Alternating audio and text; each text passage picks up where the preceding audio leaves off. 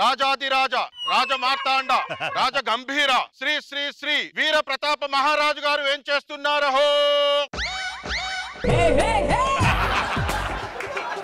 మహారాజా bathroom లో స్నానాల గదిలో కూర్చున్నట్లు ఆ పీట మీద కూర్చున్నారేంటి? ఇలా సింహాసనం మీద కూర్చోండి. ఓ అక్కడ కూర్చోవాలా?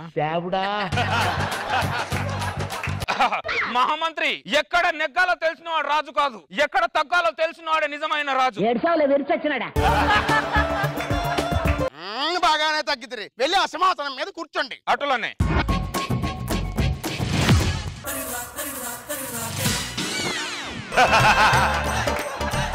ఏమి చేస్తున్నారు? చలికత్తె ఊపుతున్నా. ఎందుకు? 2 నెలల నుంచి ఆవిడే ఊపుతుంది పాపం.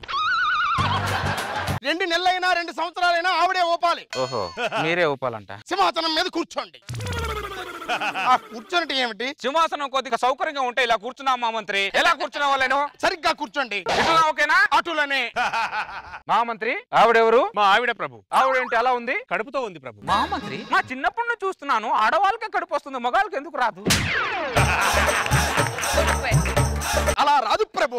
ఎందుకు రాదు? మా రాజ్యంలో ఆడమగాల సమానత్వం ఉండాలని చెప్పాను కదా. ఎందులోనైనా సమానత్వం ఉంటుంది గాని ఆ ఒక్క విషయంలో మాత్రం సమానత్వం ఉండదు మహారాజా. ఏ చట్ట విరుద్ధమా? కాదు, సృష్టి విరుద్ధము. సృష్టిని అపసృష్టి చేద్దాం. మన రాజ్య వైద్యులు ఏరి. రాజుగారికి ప్రణామం. మమ్మల్ని పిలవడానికి కారణం? ఆవిడ కడుపు తీసి వీడి కడుపులో వేయండి. ఆవిడ కడుపు తీసి వీడి కడుపులో వేయండి.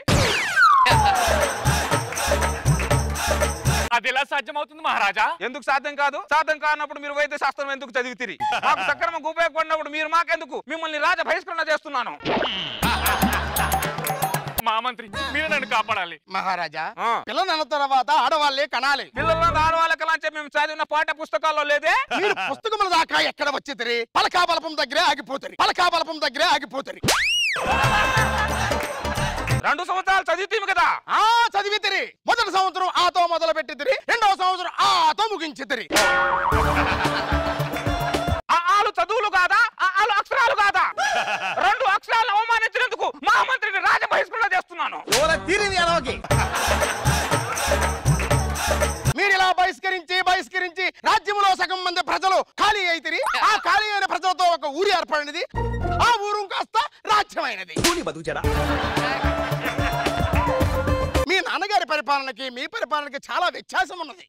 ఏమిటా వ్యత్యాసము? మీ నాన్నగారి పరిపాలనలో పై రాజ్యపు రాజులు గజగజా వణికేవారు. మీ పరిపాలనలో మన రాజ్యంలోని ప్రజలే గజగజా వణుకుతున్నారు. చలికాలం కాదా అలాగే వణుకుతారు. మహామంత్రి, మొన్న పక్క దేశపు రాజ్యంలో భోజనానికి వెళ్ళాం. ఆ రాజు సింహం తల బొమ్మని తల మీద నిమురుతున్నాడు. అలా మేము కూడా నిమరవలే. లక్ష్మణ సింహం బొమ్మను తెప్పించదు. బొమ్మ నిమిరితే ఆ రాజుకు మాకు తేడా ఏమున్నది? మరి మాకు నిజమైన సింహం తలక కావాలి. మహారాజా, మీరు విన్నది నిజమే. తక్షణమే ప్రవేశపెట్టుము. వీటి చేష్టలు ఏమిటో అర్థం కావటం లేదు. మహామంత్రి, అంగట్లోకి వెళ్ళి బెల్లం తెమ్మన్నంత సులువుగా అడవికెళ్ళి సింహం తల తెమ్మంటున్నాడు. ఇప్పుడు ఎలా? అంతే అంటారా? అంతే. వెళ్ళిరండి. సరే మహామంత్రి, ఇదిగోండి తీసుకొచ్చాను. ఆ నల్ల రంగును చూసి పంది తల అని వారు గమనించెదరు. వెళ్ళి రంగు వేసి రండి.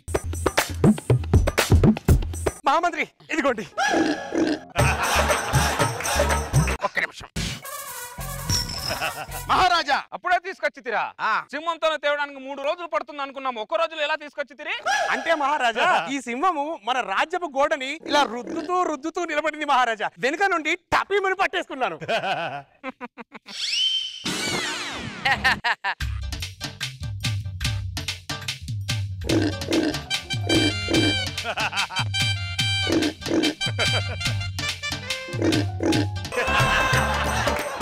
మహామంత్రి, సింహం మూతేంటి ఇలా ఉన్నది? అంటే మహారాజా, ఈ సింహాన్ని చంపే ముందు నన్ను చంపొద్దు అంటూ ఉండగానే తల నరికేస్తాను మహారాజా. అందుకే దాని మూతి అన్నట్టుగా ఇలా ఉండిపోయింది మహారాజా. సింహం భయంతో పెట్టిన మూతి అన్నమాట. మహామంత్రి, ప్రభు, సింహం అన్నప్పుడు తలండా జూలు ఉండను కదా, దానికి జూలు లేవేంటి? మీరు వెనక్కి తిరిగితే రాజుగారికి అనుమానం వచ్చును. ఇటు తిరగండి. మహారాజా, దీనికి బట్టతల వచ్చినది. అట్లా ఎట్లా వచ్చును? నాకు ఎట్లా వచ్చినదో దీనికి అట్లనే వచ్చింది. అటు ఇటు వచ్చినదా? ఎవరిని అడిగితే ఆ సింహాన్ని వేటాడింది మేమే అని చెప్పండి. ఈ సింహం తలని మేము నిమురుతుంటే మీకు ఎలా ఉంది? ఈ సన్నివేశం ఎవరో చూడకుండా ఉంటే బాగుండు అనిపిస్తుంది. ఎందుకు అలాగా? అంటే మీకు దిష్టి తగులుతుందని. ఈ సింహాన్ని తలని మా విశ్రాంతి గదిలో పెట్టించండి. అలాగే ప్రభు. భటులారా, ప్రభు పులి మేక ఆడుకుందాం, చింతపిక్కలు తీసుకురండి. తక్షణమే తెస్తాను ప్రభు. చింతపిక్కలు ముందుగా ఎవరు వేయగలను ప్రభు? ఒక్క నిమిషం, అందరూ పంట వేసుకుందాం. అవును ప్రభు. నేనే గెలిచి నేనే వేస్తా. అవును ప్రభు. ఆడు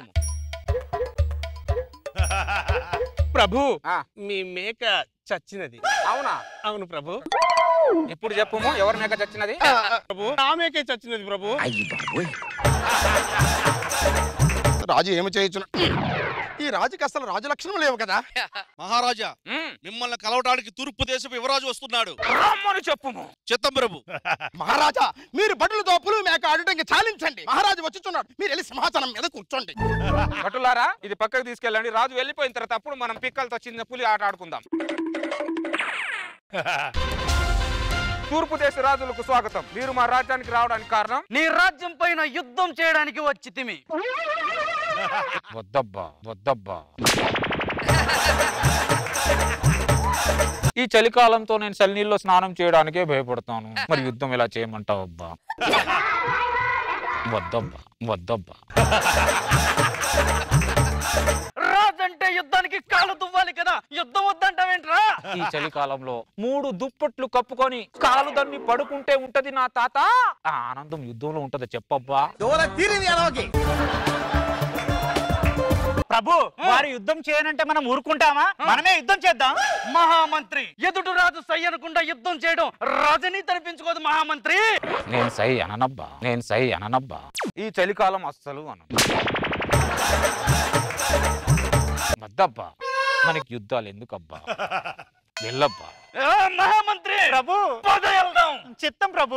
ఎందుకబ్బా మనకి యుద్ధం? 3 పూట్లు తిని రాజ్యంలో 2 కాలు చాపుకొని పడుకోక మనకి ఎందుకబ్బా? ఈ యుద్ధాలు గిద్దాలు మనకి ఎందుకబ్బా? వద్దబ్బా, వద్దబ్బా. మహామంత్రి ప్రభు, వంట అయినదా? అయినది ప్రభు. పదండి తిందాం. వేడి వేడి పప్పులో నెయ్యి వేసుకొని తింటే నా తాత తాత పరిపాలన ముఖ్యమా పప్పు ముఖ్యమని అడుగుతాను. పప్పే ముఖ్యం అంటాను. అలా ఉంటుంది నా తాత.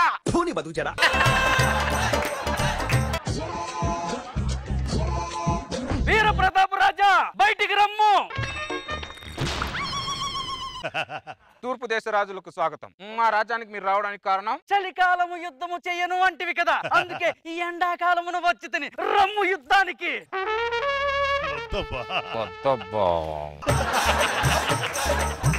ఇంత ఎండలో పడి ఎందుకు వచ్చావబ్బా? వడదెబ్బ తగులుతుందబ్బా. సింహాసనం మీద కూర్చొని ఈ ఎండాకాలంలో ఈ చల్లటి మజ్జిగ తాగుతుంటే ఉంటది నా తాత. చలికాలం వస్తే చల్లో యుద్ధం చేయనంటావు, ఎండాకాలం వస్తే ఎండలో యుద్ధం చేయనంటావు. అసలు ఏ కాలంలో యుద్ధం చేస్తావురా నువ్వు? నేను ఏ కాలంలో యుద్ధం చెయ్యనబ్బా. వద్దబ్బా, నాకు ఏ యుద్ధం వద్దబ్బా. అబ్బా, నువ్వు ఇంత దూరం నుంచి వచ్చావు కాబట్టి నీకు 4 బస్తాలు కందిపప్పు ఇస్తాను, తీసుకొని వెళ్ళబ్బా. వీడేంట్రా 4 బస్తాల కందిపప్పు ఇస్తాను తీసుకెళ్ళప్పా అంటాడు. ప్రభు, వారు యుద్ధం చేయకుంటే నన్ను కొడతారేంటి ప్రభు? నిన్నే కొట్టాలరా. తూర్పు దిక్కున రాజ్యానికి వెళ్దాంరా అన్నాను. కాదు, పశ్చిమ దిక్కున రాజ్యంలో బలమైన రాజు ఉన్నాడు, ఆ రాజును ఓడిస్తే కీర్తి ప్రతిష్టలు పెరుగును అన్నావు. తిప్పాల్సిన చేత్తో చింతపిక్కలు విప్పుతున్నాడు. పెద్ద బెప్ప రాజుగాడు లాగున్నాడు రాయుడు. ఈ నమ్ముకొని వేలాది మంది సైన్యాన్ని తీసుకొచ్చాను రా. ఇంతమందిని ఎందుకు తెచ్చావబ్బా? వద్దబ్బా, అసలు యుద్ధమే వద్దబ్బా. నువ్వు వెళ్ళబ్బా. నీకు దండం పెడతాను రా. కావాలంటే యుద్ధంలో నేనే ఓడిపోతాను రా. ఒక్కసారి యుద్ధం చేయరా. ప్రభు, మరి యుద్ధం చేసేలా లేరు, మన రాజ్యానికి వెళ్ళిపోదాం పద ప్రభు. ఒక్కసారి యుద్ధం రా. వెళ్ళబ్బా, నాకు ఎందుకబ్బా యుద్ధాలు? మూడు పూట్ల తిని రాజ్యంలో కాలు చాపుకొని పడకోక మనకి ఎందుకు ఈ యుద్ధాలు. భటులారా మంచి నిర్ణయం తీసుకుని తినా. మంచి నిర్ణయం ప్రభు. మనకి ఎందుకు అబ్బా ముద్ద పప్పుతో నెయ్యి చేసుకుని అమ్మగా తినుకోక. పదండి మా మంత్రి వంట అయినదా? అయినది ప్రభు. పదండి వడ్డించు.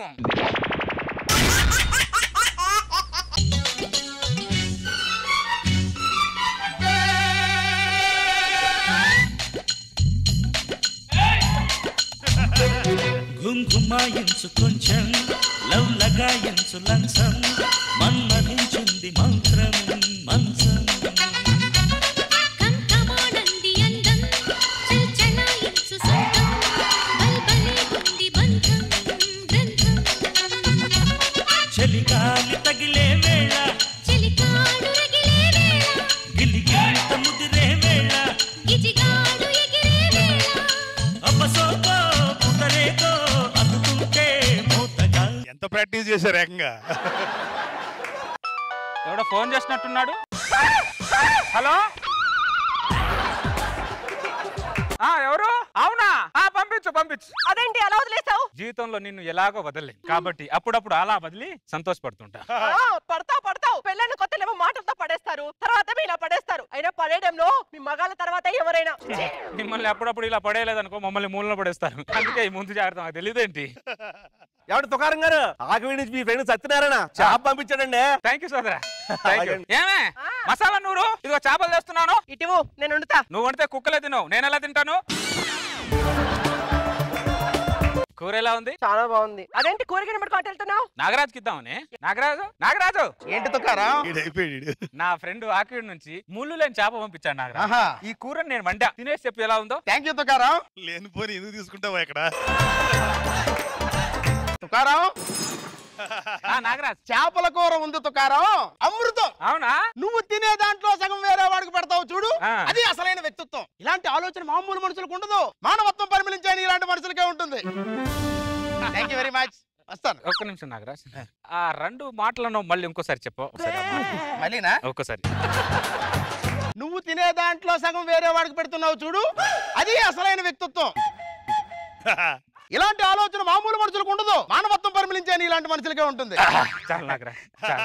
ఏమ్మా ఎన్ని రోజులు పొగ తాగితేనే ఆనందం ఉంటుంది అనుకున్నా, పొగడ్తలు కూడా ఆనందం ఉంటుందా? ఈ అనుభూతి నాకేదో కొత్తగా ఉంది. నాగరాజ్ ఏంటి తుకారా?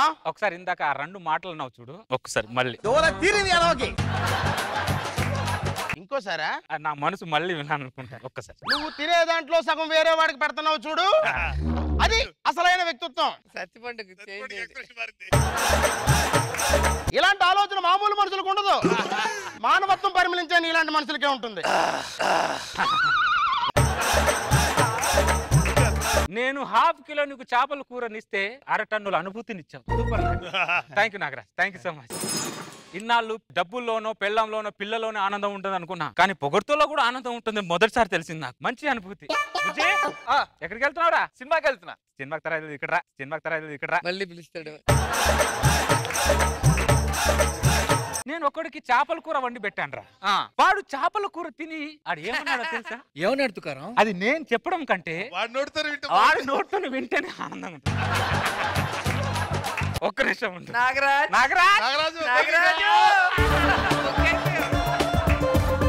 చెప్పు. ఇందాక ఆ రెండు డైలాగులు ఒక్కసారి మళ్ళీ చెప్పవా? ఇందాక చెప్పాను కదా. ఇందాక నాకు చెప్పావు, ఆ డైలాగ్ ఒకసారి వీటితో చెప్పవా? నేను కూడా చెప్పాలా? ఒక్కసారి.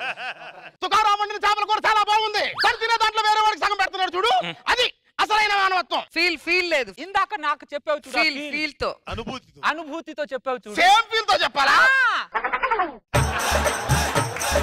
తుకారం తినే దాంట్లో సగం వేరే వాడికి పెడుతున్నాడు చూడు, అది అసలైన వ్యక్తిత్వం.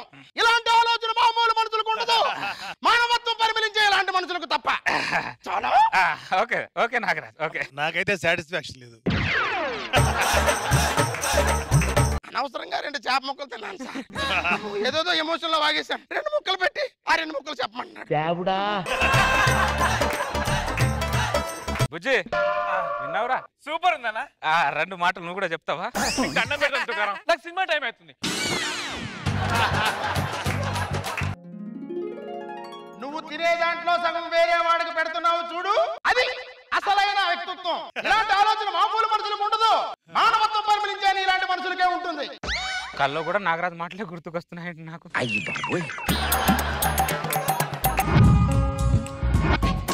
నాగరాజ్ ఏంటి తుకారం ఇంత అర్ధరాత్రి వచ్చా? నాకు నీ మాటలతో నిద్ర పట్టట్లేదు నాగరాజు. నాకు నిద్ర పట్టడం లేదా? ఇందాక మధ్యాహ్నం పోయిటిక 2 మాటలు అన్నావు చూడు, ఒక్కసారి మళ్ళీ చెప్పవా? మైండ్ ఏమైనా దొబ్బిందా తుకారం నీకు? అర్ధరాత్రి నిద్ర లేపి పగడమంట పద్ధతి అసలు నీకు? ఏంటి తుకారం, నీ ఆస్తులు అడిగానా అంతస్తులు అడిగానా? నేను 2 మాటలే 2 మాటలే అన్నాను. ఆ 2 మాటలు చెప్పడానికి ఏమైంది నీకు? ఆయన ప్రపంచంలో నేను ఒక్కనే పొగిడించుకుంటున్నాను, ఎవరు పొగిడించుకోవట్లేదా? నాకు ఫ్రీగా పొగుడుతున్నావు. చేపల కూర వేసారుగా ఇంత, చేపల కూర వేసారుగా ఇంత. తక్కువ చేప తిరగపోయినా బాగుండేది. ఏమన్నావు నాగరాజ్? తొక్కలో చేప. వర్షాకాలం వచ్చింది, చాలా చేపలు కొట్టుకుపోయాయి. ఈ ఒకటే చేప మిగిలింది. ఎండాకాలం వచ్చింది, చాలా చేపలు చచ్చిపోయాయి. ఈ ఒకటే చేప బతికింది. ఎందుకంటావు? నన్ను చంపడానికి కాదు, నాకు పంపడానికి. నా ఫ్రెండ్ పంపిన చేపను నేను మనసు పెట్టి మసాలా పెట్టి గంట సేపు కారంలో నానబెట్టి నీకు వండి పెట్టి నువ్వు సంతోషంతో 2 మాటలు అన్నావు. ఆ మాటలే మళ్ళీ అనమంటున్నాను. ఆ మాటలు అనడానికి ఏమైంది నాగరాజ్? పులి మాంసానికి అలవాటు పడ్డట్టు నువ్వేంట్రా పొగడ్తలకు అలవాటు పడ్డావు? అప్పటి నుంచి ఏదో మాట్లాడుతున్నావు కానీ నాకు కావాల్సిన 2 మాటలు మాత్రం నువ్వు మాట్లాడలేదు నాగరాజ్. చెప్పు నాగరాజ్, నిద్ర వస్తుంది, పడుకుంటా. నువ్వు తినే దాంట్లో సగం వేరే వాడికి పెడుతున్నావు చూడు, అది అసలైన వ్యక్తిత్వం. ఇలాంటి ఆలోచన మామూలు మనుషులకు ఉండదు. మానవత్వం పరిమళించే నీలాంటి మనుషులకి. ఇప్పుడు చూడు నాగరాజ్, నాకెంత సంతోషంగా ఉందో. నువ్వు ఇచ్చిన చేపల ముళ్ళు లేదురా, కానీ నువ్వు మాత్రం ముళ్ళులా కూర్చుతున్నావురా దరిద్రుడా. భలేవాడు నాగరాజు నువ్వు. 2 మాటలు చెప్పడానికి ఏదో బాధపడిపోతున్నావు మరి నువ్వు. బాధపడ్డా? అసలు నీ బాధ ఏంటని నేను అడుగుతున్నా. 1 కిలో కూర పెట్టి పగుడు రాత్రి పగుడు అంటే ఒక మనిషి ఎంత మాత్రాన్ని పొగుడతాడు? అని ఆ పొగడతలు ఏం కనిపించింది నీకు? నీ చీర చాలా బాగుంది. థ్యాంక్ యూ సో మచ్ అండి. చూసావా? నీ చీర బాగుందని చెప్తే 4 మెలకలు తిరిగావు. కూర బాగుంది చెప్పి వాడు ఏదో చెప్తే నేను ఎన్ని మెలకలు తిరగాలి? పొగలేని పోయి ఉంటుందేమో, పొగడతలేని ప్రపంచం ఉండదే. మీరు పొగడారనుకో ఓర్చుకోరు. నాగరాజ్ గారు పొద్దున్నే ఎవరండి? నమస్కారం సార్. నమస్కారం అండి. మేము యూట్యూబ్ ఛానల్ నుంచి వచ్చాం సార్. యూట్యూబ్ ఛానల్ నా ఇంటికి రావడానికి కారణం ఒక వ్యక్తి మీకు చేపల కూర ఇవ్వటం వల్ల ఆ కూరను మీరు తిని తన్మయత్వంతో అతన్ని పొగిడారట. ఆయన అడిగి ఏమని పొగిడారమంటే, కూర తిన్న వ్యక్తిని అడగండి, నా నోటితో నేను చెప్పలేన్నాడు సార్. యూట్యూబ్ ఛానల్ కి ఫోన్ చేశారు.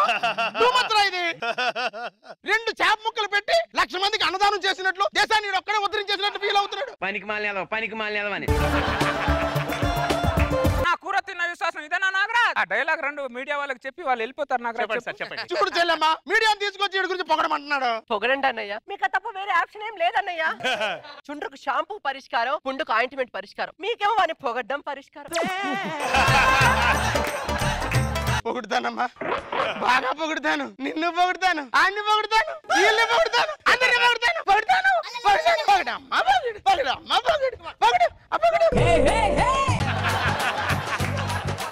ఎదవా పిచ్చోడైపోయాడు, కానీ నా గురించి మీడియా ముందు పొగళ్ళ ఎదవా.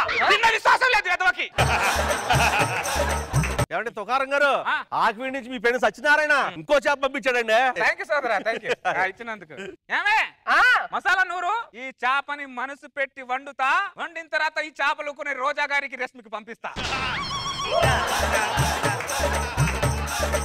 ఆ కూర రోజా గారికి ఇచ్చేసి రాపో. రశ్మి, మీరిద్దరు తిన్న తర్వాత యూట్యూబ్ ఛానల్ వాళ్ళకి ఫోన్ చేస్తా. రోజా గారు చేపల కూర తినేంత వరకు అక్కడ నుంచి నా ఇంటికి రావడానికి వీల్లేదు. రోజా గారు మీకు దండం పెడతాను రోజా గారు. ఎన్నో కాపురం నిలబెట్టారు, ఈ చేప కూర తిన్న కాపురం నిలబెట్టాను రోజా గారు. తింటాను కానీ పొగడను. 2 కావాలే నాకు. పొగడకపోతే నువ్వు అవసరం లేదు. అంటే ఉండు, తిను రేష్మి, పొగడతనలేదుగా. ఒక్క మాట పొగడండి. చెప్పండి. ఎంత చండాలంగా వండావేంటి చంద్ర? మీ ఆవిడతో వండించుండొచ్చుగా, బాగుంటుంది. ఆవిడే వండింది. అదే మీ గురించి చెప్తే మీకు ఇలాగే ఉంటది.